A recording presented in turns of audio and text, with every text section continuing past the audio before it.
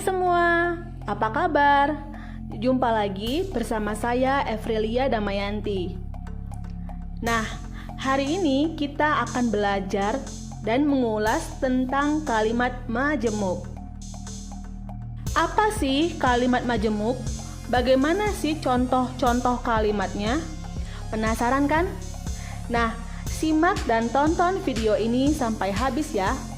Jangan lupa klik like, komen, subscribe, dan nyalakan tombol lonceng agar kamu dapat mengetahui informasi-informasi mengenai video-video saya yang terbaru. Selamat menonton. Baik, sekarang kita mulai dengan pengertian dari kalimat majemuk. Kalimat majemuk adalah kalimat yang terdapat lebih dari satu predikat atau satu klausa. Kamu harus tahu yang namanya satu predikat berarti di dalam kalimat itu ada satu subjek dan satu predikat. Yang kedua, kalimat yang di dalamnya terdapat anak kalimat dan induk kalimat.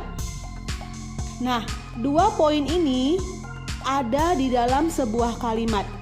Apa perbedaannya? Perbedaannya adalah anak kalimat adalah kalimat yang tidak bisa berdiri sendiri. Artinya, dia perlu dibubuhkan oleh konjungsi. Konjungsi itu seperti kata penghubung. Sementara induk kalimat adalah kalimat yang bisa berdiri sendiri. Artinya, dia tidak membutuhkan konjungsi atau dia tidak membutuhkan kata penghubung. Nah, inilah perbedaan dari kedua poin tersebut.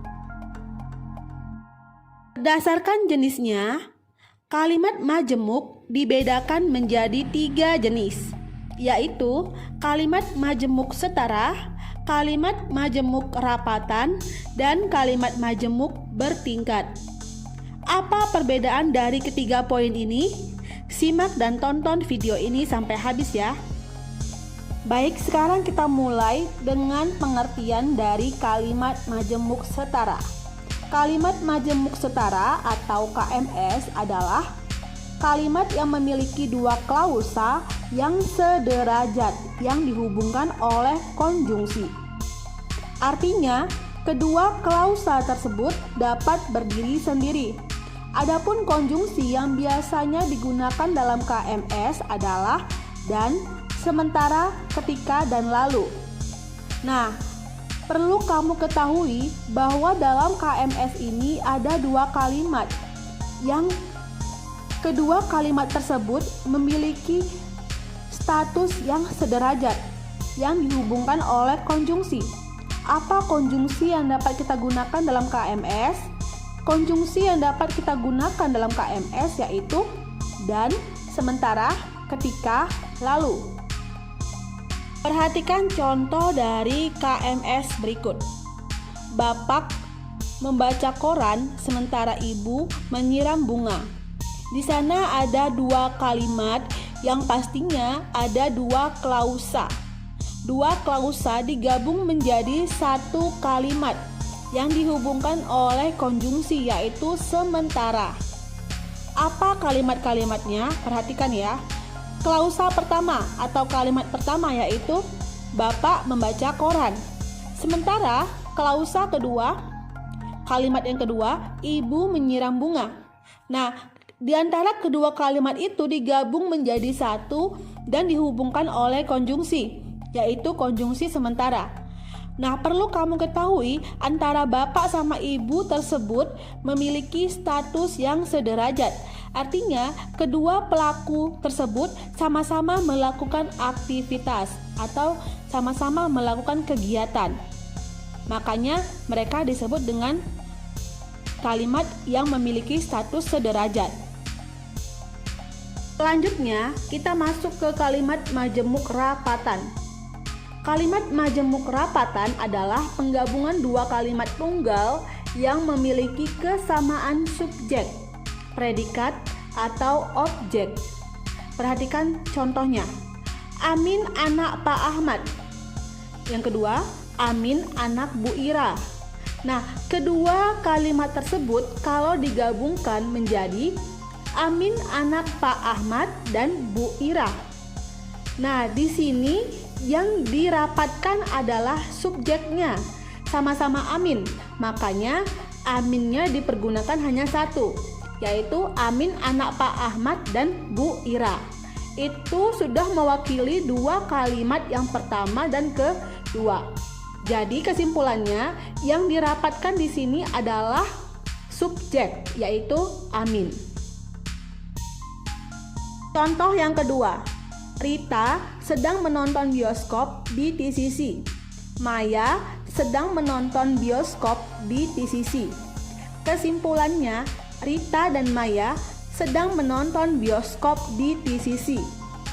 Nah, dari contoh berikut yang dirapatkan adalah predikat. Apa predikatnya? Predikatnya adalah menonton bioskop di TCC.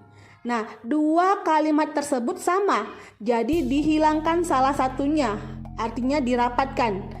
Jadilah sebuah kalimat Rita dan Maya sedang menonton bioskop di TCC. Itu merupakan kalimat yang sudah efektif, yang mewakili dari kalimat 1 dan kalimat 2. Contoh yang ketiga yaitu Bapak sangat menyukai Milo, Paman tidak menyukai Milo. Kesimpulannya, Bapak sangat menyukai Milo, sedangkan Paman justru tidak menyukainya. Nah, di sini yang dirapatkan adalah objek. Apa objeknya? Objeknya adalah menyukai Milo. Jadilah kesimpulan, Bapak sangat menyukai Milo, sedangkan Paman justru tidak menyukainya. Selanjutnya, kita masuk ke kalimat majemuk bertingkat. KMB kali ini sangat banyak sekali pembahasannya. Perhatikan ya. Kita mulai dengan pengertian. KMB atau kalimat majemuk bertingkat adalah kalimat yang memiliki dua klausa yang tidak sejajar. Ketidaksejajaran tersebut diakibatkan oleh adanya perbedaan status antara anak kalimat dan induk kalimat. Nah, di sini ada perbedaan status di dalam kalimat tersebut. Apa perbedaannya? Perbedaannya yaitu anak kalimat dan induk kalimat. Bagaimana perbedaannya? Bagaimana cara mengetahuinya? Nah, perhatikan berikut ini. Nah, perbedaannya yaitu induk kalimat adalah kalimat yang bisa berdiri sendiri tanpa dibubuhkan oleh konjungsi. Artinya, sebuah kalimat yang di dalamnya tidak ada konjungsi berarti dia adalah induk kalimat. Ya, yang kedua, anak kalimat. Anak kalimat adalah kalimat yang tidak bisa berdiri sendiri. Anak kalimat harus dibubuhi oleh konjungsi. Artinya, jika ada kalimat yang di dalamnya ada konjungsi atau ada kata penghubung, berarti dia adalah anak kalimat. Mengapa? Karena dia tidak bisa berdiri sendiri tanpa adanya konjungsi. Perhatikan contoh berikut ini. Walaupun hujan deras, Ani tetap pergi ke sekolah. Nah, di sana ada dua kalimat yang dibubuhkan oleh konjungsi dan tanda koma. Ya, jadi kalau dipilah-pilah kembali, kita akan melihat yang mana anak kalimat, yang mana induk kalimat. Perhatikan walaupun hujan deras. Nah, walaupun hujan deras merupakan anak kalimat. Mengapa? Karena dia dibubuhkan oleh konjungsi. Sementara Ani tetap pergi ke sekolah merupakan induk kalimat. Mengapa? Karena di dalam kalimat tersebut tidak ada konjungsi. Adapun jenis-jenis dari kalimat majemuk bertingkat ada banyak jenis. Nah, kita masuk ke dalam jenis-jenisnya. Yang pertama, kalimat majemuk bertingkat hubungan waktu dengan menggunakan konjungsi, yaitu sebelum, setelah, ketika, saat, waktu itu. Nah, kalau diimplementasikan dengan contoh kalimatnya, perhatikan ya. Aku ketiduran ketika Rani mengetok pintu. Nah, di sana ada hubungan waktu. Karena apa? Karena ada konjungsi di sana. Konjungsi yang berhubungan dengan waktu, yaitu konjungsi ketika. Sekarang kita lanjut yang kedua. Yang kedua, kalimat majemuk hubungan syarat dengan menggunakan konjungsi, yaitu jika, asalkan, apabila. Nah, ketiga konjungsi ini kamu bisa implementasikan ke dalam beberapa kalimat. Contohnya, aku bahagia asalkan kau berada di sampingku. Ini merupakan contoh kalimat yang menggunakan konjungsi, yaitu syarat. Di antaranya asalkan. Selanjutnya, kalimat majemuk hubungan tujuan dengan menggunakan konjungsi, yaitu agar, supaya, biar. Ini merupakan kata kunci dalam kalimat majemuk hubungan tujuan. Adapun contoh kalimatnya, adik tidur lebih awal agar besok tidak telat bangun. Nah, di sana menggunakan konjungsi hubungan tujuan, yaitu agar. Yang keempat, kalimat majemuk hubungan perlawanan atau konsesif. Adapun konjungsi yang berhubungan dengan perlawanan, yaitu walaupun, biarpun, meskipun. Perhatikan contohnya. Aku selalu bahagia walaupun serba kekurangan. Di sana ada konjungsi hubungan konsesif atau hubungan perlawanan, yaitu menggunakan konjungsi walaupun. Selanjutnya, kalimat majemuk hubungan penyebaban dengan menggunakan konjungsi, yaitu karena, sebab, oleh karena, oleh sebab. Adapun contoh kalimatnya, Hendra dimarahi oleh guru karena ketahuan menyontek. Nah, di sana ada konjungsi, yaitu konjungsi karena yang merujuk kepada hubungan penyebaban. Selanjutnya, kalimat majemuk hubungan akibat dengan menggunakan konjungsi, yaitu maka, sehingga. Perhatikan contoh kalimatnya. Karena kecelakaan tadi malam, maka Rani tidak masuk sekolah hari ini. Nah, di sana ada hubungan akibat. Sebabnya adalah kecelakaan tadi malam. Akibatnya Rani tidak masuk sekolah hari ini. Nah, di sana juga menggunakan konjungsi. Apa konjungsinya? Yaitu maka. Yang ketujuh, kalimat majemuk hubungan perbandingan dengan menggunakan konjungsi, yaitu seperti dan bagaikan. Perhatikan contoh kalimatnya. Alisnya tebal bagaikan semut beriring. Nah, di sana ada perbandingan yang membandingkan antara alis dengan semut yang dihubungkan oleh konjungsi, yaitu konjungsi bagaikan.